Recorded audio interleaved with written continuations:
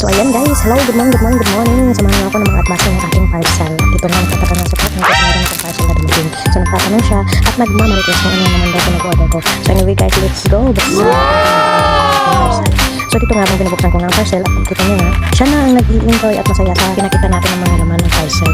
So anyway dito, makikita nyo rin na talaga nag-i-enjoy siya. Lukso-lukso na siya dahil favorite na talaga yan si Kuya Kay. At dito guys, lukso-lukso pa siya. Konkreta. So ayan, spoil natin sa mga tinikreate.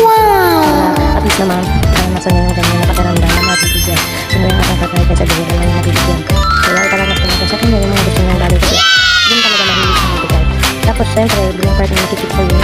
So ako naman magpaparanas ko sa kanya ng mga bagay na gusto niya. Yung ito na din, ang number 1 na magiging pagbigay sa partner mo, sa partner niya. So anyway dito guys, enjoyin lang natin ang buhay. So as a partner, it's give and take lang. At maraming bagay pa na dapat ipagpasalamat kayo. At dahil na naranasan natin itong bagong buhay. At thank you sa magandang araw na ito. At salamat sa mga nanonood dyan. At sa pagkatapos ng ating vlog na ito, ayan, gusto ko magpasalamat sa mga nyo. And thank you so much. Mga blessings sa pangbukas.